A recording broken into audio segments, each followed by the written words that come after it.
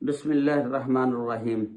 अस्सलामुअलैकुम वरहमतुल्लाहि वबरकातुहू। की हाल चाल है जी? ठीक ठाक हो? उम्मीद है अल्लाह ताला दे हुक्म दे नाल इंशाअल्लाह तुसीं सारे ठीक ठाक होवोगे। अल्लाह ताला सब ते रहमत फरमाए। अल्लाह ताला सब नूं अपने हिफ्ज़ो ईमान दे विच रखे। अज दे वीलॉग दे विच मैं तुहानूं एक ऐसा अफसोसनाक वाकया कि बंदा जिंदगी दे विच बड़ा कुछ सोचदा लेकिन जिंदगी उहनूं मोहलत नहीं दिंदी हैगी ते बंदे दे दिल दे विच बड़ियां ख्वाहिशां हुंदियां कि मैं आ भी कर लां इस तरह कर लां या मेरी शादी होएगी उस तो बाद मैं इस तरह करांगा।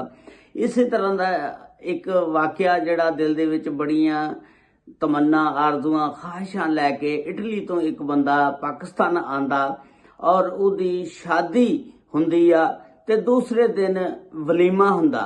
सिर्फ एक रात अपनी बीवी दे नाल गुजारदा, दूसरे दिन वलीमा हुंदा शादी हाल दे विच, मैरिज हाल दे विच 9 बजे रात नूं।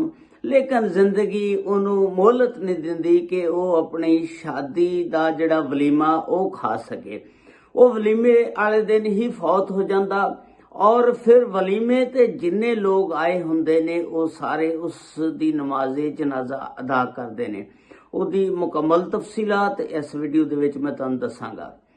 ये वाकया जिहड़ा 22 फरवरी 2025 ਦਾ ਤੇ ਇਲਾਕਾ ਜਿਹੜਾ ਇਹ ਗੱਖੜ ਮੰਡੀ ਦੇ ਕੋਲ ਕੋਈ ਪਿੰਡ ਆ ਵਜ਼ੀਰਾਬਾਦ ਦਾ ਜ਼ਿਲ੍ਹਾ ਆ ਇਹ ਉੱਥੇ ਦਾ ਵਾਕਿਆ ਕਿ ਇੱਕ ਹਾਫਿਜ਼ ਉਮਰ ਚੀਮਾ ਨਾਮ ਦਾ ਆਦਮੀ ਜਿਹਦੀ ਸੋਸ਼ਲ ਮੀਡੀਆ ਤੇ ਵੀਡੀਓ ਬੜੀ ਵਾਇਰਲ ਹੋ ਰਹੀ ਆ ਟਿਕਟੌਕ ਤੇ ਫੇਸਬੁੱਕ ਤੇ ਕਿ ਉਹ ਸ਼ਾਦੀ ਵਾਲੇ ਦਿਨ ਫੌਤ ਹੋ ਜਾਂਦਾ। ਇਹ 4 ਭਰਾ ਹੁੰਦੇ ਨੇ ਤੇ ਇਟਲੀ ਰਹਿੰਦੇ ਨੇ। ਚਾਰੇ ਭਰਾ ਇਟਲੀ ਕੰਮ ਕਰਦੇ ਨੇ, ਰੋਜ਼ਗਾਰ ਦੀ ਖਾਤਰ ਇਟਲੀ ਜਾਂਦੇ ਨੇ, ਉੱਥੇ ਆਪਣੀ ਮਿਹਨਤ ਮਜ਼ਦੂਰੀ ਕਰਦੇ ਨੇ ਤੇ 4 ਭਰਾ ਮਾਸ਼ਾਅੱਲਾ ਇਸ ਘਰ ਦੇ ਵਿੱਚੋਂ ਗਏ ਹੋਏ ਸੀ ਤੇ ਚੰਗਾ ਤਗੜਾ ਘਰ ਸੀ ਤੇ 4 ਭਰਾ ਜਦੋਂ ਇਟਲੀ ਗਏ ਹੋਣ ਤੇ ਫਿਰ ਚਾਰਾਂ ਦੀ ਕਮਾਈ ਪਾਕਿਸਤਾਨ ਆਵੇ ਤੇ ਠੀਕ ਠਾਕ ਪੈਸਾ ਅਮਾਉਂਟ ਬਣਦੀ ਆ ਤੇ ਚੰਗੇ ਅਮੀਰ ਸੀ। ਇਹ ਚਾਰੋਂ ਭਰਾ ਛੁੱਟੀ ਲੈ ਕੇ ਆਂਦੇ ਨੇ कि चलो असी शादी करके ना भरा दी चारे फिर वापस दोबारा इटली आ जाएंगे ते पाकिस्तान पहुंचते ने। आके शादी दा दिन रखते ने ते शादी बड़े जोशो जज्बे दे नाल हुंदी आ।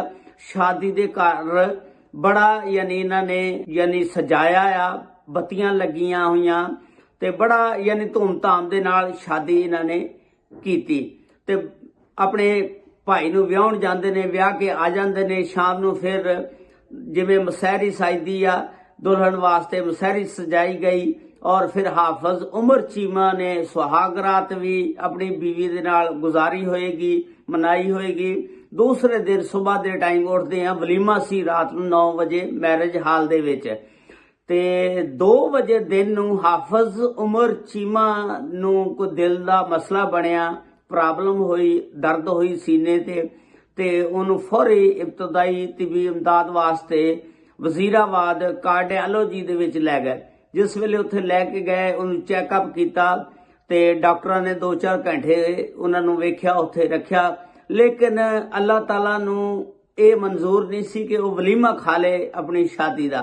दूसरी साइड ते उहदी बीवी जिहड़ी सी वो ब्यूटी पार्लर ते गई हुई सी तैयार होने वास्ते कि मैं तैयार हो जा, अज रात नूं 9 बजे वलीमा आ ते तुहानूं पता जिहड़ी बहू होवे वो भी सज वज के आंदी आ ते घर वाले उहनूं ब्यूटी पार्लर लै जांदे ने, फिर सजा के संवार के फिर ब्यूटी पार्लर तो फिर मैरिज हाल लैके आंदे ने। उधरों उहदी बीवी दीयां तैयारियां सी लेकिन दूसरी साइड ते कार्डियोलॉजी दे विच जिस वेले लैके गए उहनूं ते 2-4 घंटे बाद ही वो कार्डियोलॉजी वालियां ने कहा कि इन्हां दी डैथ हो गई है, फौत हो चुके ने।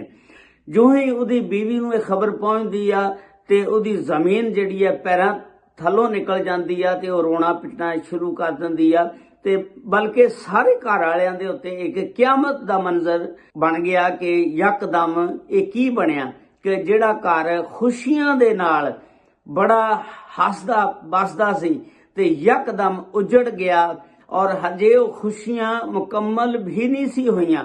वो जिहड़ा हाफिज उमर चीमा सी जिहड़ा बड़ा कुछ सोच के आया होएगा कि मैं शादी दे तो बाद ये काम करांगा, बड़ियां प्लानिंगा बंदा बना के आंदा बीवी दे नाल इस तरह जिंदगी गुजारांगा, लेकिन अल्लाह ताला ने उन्हों ये मोहलत ही नहीं दी। वलीमे वाले दिन ही फौत हो जाता। फिर सारे जिन्ने भी मेहमान आए हुंदे ने वलीमे ते, तुहानू पता जिन्ने भी रिश्तेदार अजीजो अकारब आए हुंदे ने वो शादी वाले दिन घर ही हुंदे ने।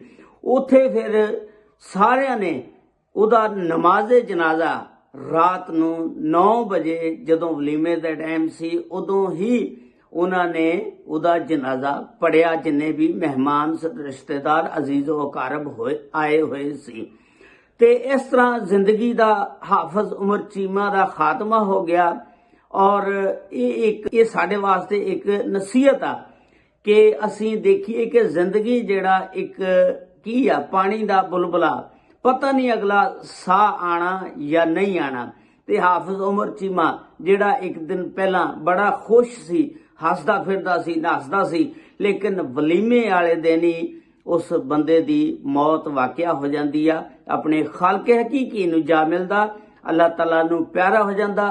ਅੱਲਾਹ ਤਾਲਾ ਹਾਫਿਜ਼ ਉਮਰ ਚੀਮਾ ਸਾਹਿਬ ਨੂੰ ਜੰਨਤੁਲ ਫਿਰਦੌਸ ਜਗ੍ਹਾ ਅਤਾ ਫਰਮਾਏ और ਉਹਦੀ बीवी ਨੂੰ और ਉਹਦੇ ਘਰ ਵਾਲਿਆਂ ਨੂੰ ਸਬਰ ਜਮੀਲ अता फरमाए। एक बहुत लम्हे फिक्रिया इंसान ਨੂੰ अपनी जिंदगी वास्ते जरूर सोचना चाहिए कि अगला सांस आना या नहीं आना। अल्लाह दे नाल राबते च रहना चाहिए, अपनी मौत की तैयारी रखनी चाहिए। अल्लाह ताला सब ते रहमत फरमाए। अल्लाह ताला सब नूं अपने हिफ्ज़ व ईमान च रखे। अस्सलामु अलैकुम व रहमतुल्लाहि व बरकातुहू।